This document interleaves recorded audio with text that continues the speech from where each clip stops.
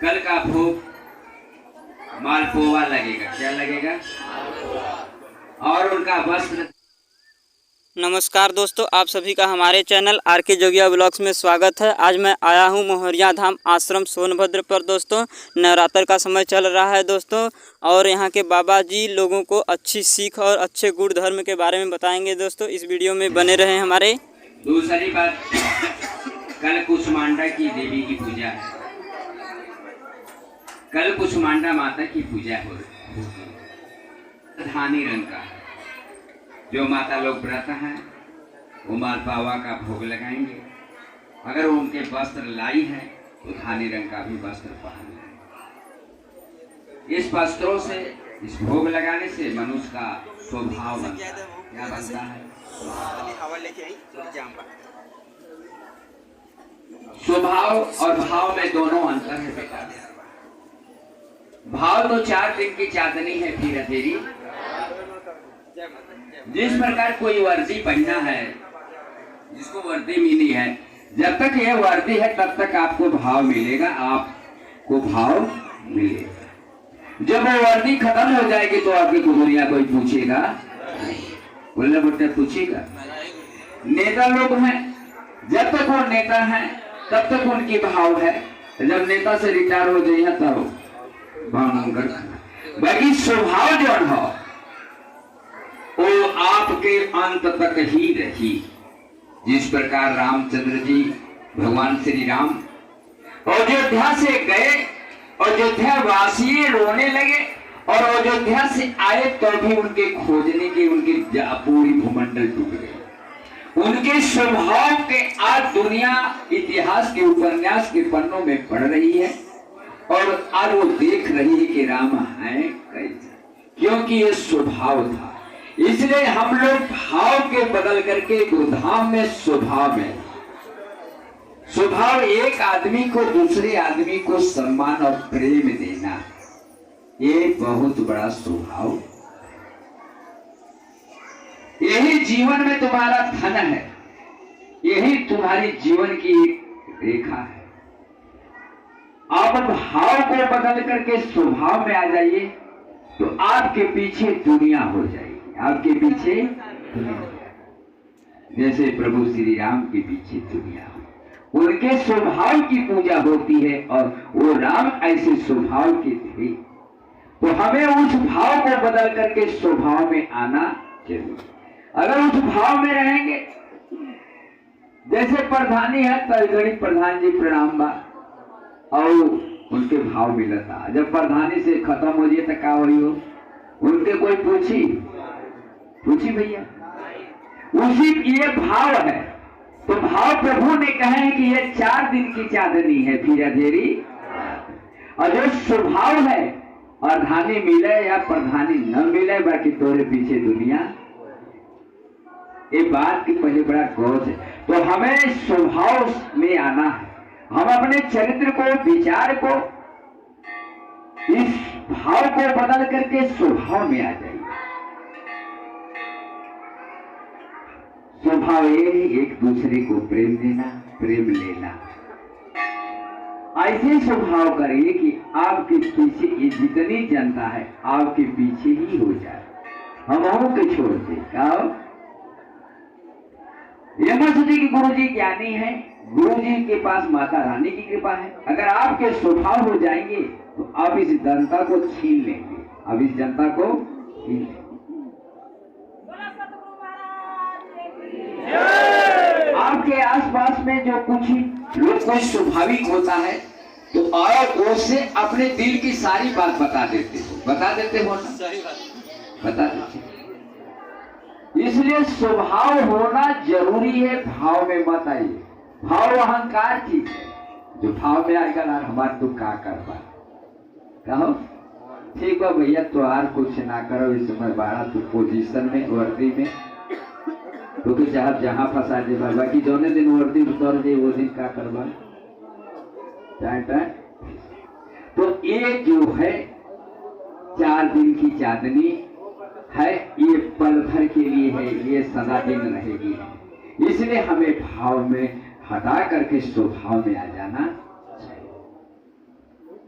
स्वभाव मनुष्य के जब स्वभाव में आ जाएंगे तो आपके कुल बच्चे के परिवार में स्वभाव जब पैदा हो जाएगा तो एक रहीसत हो जाएगी, एक रहीसत, और उसके बच्चा उन्नति करेंगे और संस्कार में उनका नाम होगा।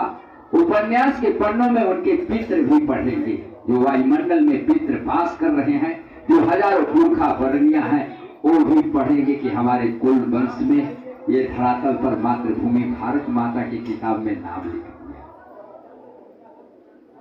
हम कहाँ आए हैं, हमें करना क्या चाहिए, हम कर क्या रहे हैं, ये भी पता नहीं।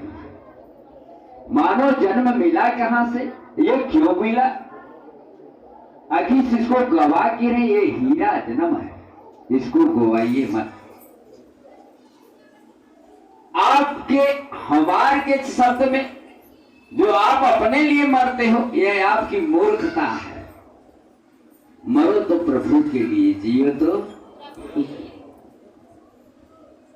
ये जिंदगी है तो प्रभु के लिए, मरो तो, और प्रभु तो आपके आभारी होंगे। जिस प्रकार गैये के पीछे बछेड़ा भागा जाता है, उसी प्रकार प्रभु भक्तों के पीछे स्वयं खड़े रहते हैं, स्वयं।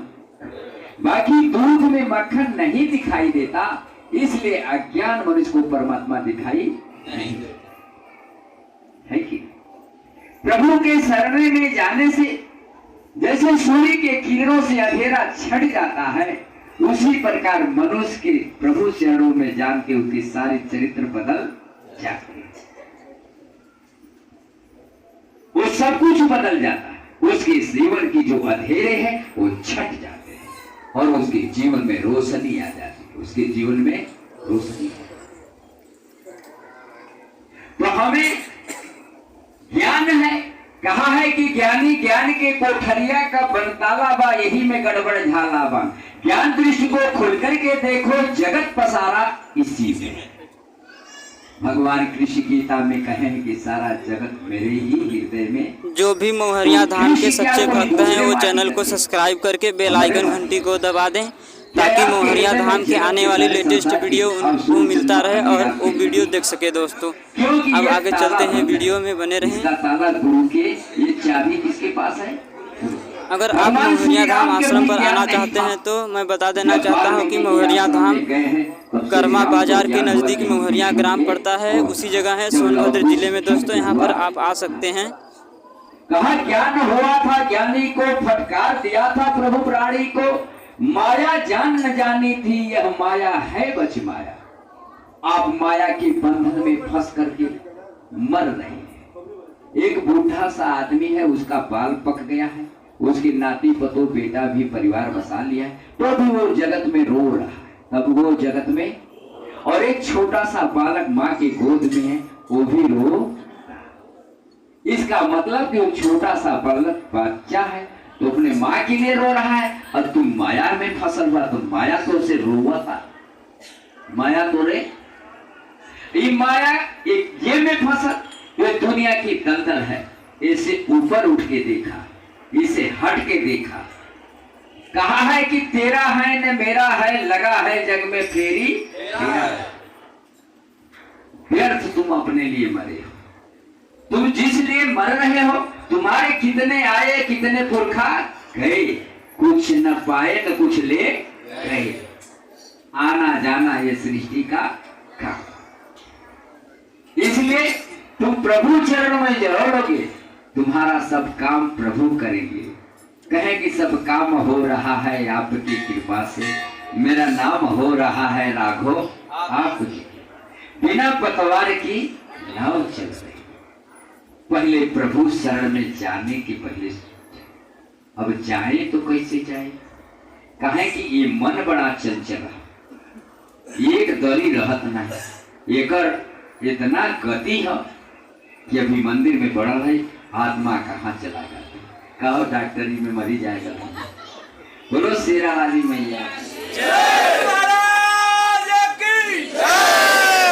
जब आप गुरु के बंधन में जाएंगे तो गुरु आपको शून्य बना देंगे, ज्ञान दृष्टि से खोल करके आपको जगत में शून्य बना देंगे। जैसे आकाश में बादल है, ना पेड़ है, ना पालो है, ना जीव है, ना जंतु, उसी प्रकार मृत्यलोक में आपको शून्य बना देंगे, और जब शून्य हो जाएंगे तो शून्य का न ओर है न उसका अंत, उसका ओर और अंत का पता नहीं। जब तक आप अपने ही चक्कर में फंसे रहेंगे तब तक आप पीड़ित रहेंगे। जब गुरु के शरणों में चले जाएंगे, भगवान श्री राम भी गुरु के शरण में गए, सृष्टि के पालनहार बाबा भोलेनाथ भी गुरु के शरण में गए। हम तुच्छ व्रत मृतलोक में भटक रहे हैं कि बाबा हम परेशान क्यों? अरे इसीलिए परेशान हो कि तुम प्रभु शरण में जाओ। जब प्रभु शरण में चले जाओ तो जिसके दिल में राम नाम बंद है वो जग में आनंद ही आनंद है। वो संसार की प्राकृतिक की बनाई हुई चीज पर, उस पर सब पर पहरा हो जाएगा। मन चाहे जौने गाड़ी से चले, चाहे जहाज से चले, चाहे मन चाहे खीर बनावे, मन चाहे खाए, कहो उसके मन में प्राकृत उसके मन की सोची हुई मुराद पूरा कर। जैसे मन में सोचे, कुछ नौजवानों ने सोचते हैं कि मेरे पास लग्जरी गाड़ी हो, बगल में मेरी बीबी हो, स्टीयरिंग मेरे, माने नौजवानों की बात ये सोच में आती है, बचपना की सोच। बाकी उनके ख्वाब पूरी ही होते नहीं। क्यों नहीं पूरा हो? क्योंकि सोची हुई मुराद गुरु की शरण में पूरा होती है। सोची हुई मुराद गुरु के, इसलिए भगवान की पूजा करने भगवान स्वयं कहे हैं कि पहले गुरु के पास जाओ, पहले गुरु के पास। जब गुरु के पास से तब हमारे कहन आओगे, तब हम आपको अपने शरण में लेंगे। इसलिए कि आप जो कर्म किए हैं मृतलोक में, अगर मेरे शरण में पहले जाते हो तो तुमको सजा भोगनी पड़ेगी, चाहे मेरा पूजा करो या मत करो। आपके कर्मों का फल का पूजा भोगना पड़ेगा। जब भोग लेंगे तब प्रभु के शरण में जाएंगे। और जब गुरु के शरण में इसीलिए भेजते हैं कि 1000 जन्मों का पाप पल भर में धो देते हैं। जिस प्रकार गंगा के पानी में हजारों बैल मूत्र बह जाता है, बाकी गंगा का पानी तो गंगा हो ही जाता है, उसी प्रकार गुरु के शरण में जाने से आपके जीवन धरती पर तैरने लगेगी। आपके जीवन धरती पर, आपके पुराण में घर घर प्रभु ने भेजे हैं कि गुरु गोविंद दोहो खड़े काटे लागो पाए, बलिहारी गुरु आपने भगवान को दियो। आपके पुराणों में एक घर घर भेजे हैं। बाकी ये रावण रूपी वृत्तासुर असुरी शक्ति का अवतार हो चुका कि जिसमें वो दिखाई नहीं देता। बाकी सोच लेना चाहिए कि सूर्य के किरणों से अंधेरा छट जाता है, उसी प्रकार ईश्वर के शरण में जाने से मनुष्य के साथ काया बदल जाता है। तो बेटा ये जीवन तोरे हाथ में हो, बनाना चाहे बिगड़ा। हमें तय करना है किस रास्ते। 5 रुपये का सरफास मिला, खाला चट्ट में मर जा। भाई अपन जिंदगी अपने हाथ का हो डॉक्टर साहब, हिसाब से उसके लिए कोई कह सकला कि तू मत खा। तू अपन ही जिंदगी अपने हाथ से बना सकला, अपन ही हमें कौन रास्ता धरे के बाद कौने रास्ता से जाए तय कर लेना। जब ईश्वर शरण में चल जाएगा, ईश्वर के शरण में जाने से नकारात्मक ऊर्जा जो है खत्म होती है और सकारात्मक ऊर्जा उसमें शरीर में वासना करती है। तो सकारात्मक जब ऊर्जा वास करने लगी तो शरीर के अंदर कोई रोग आए नहीं लगे।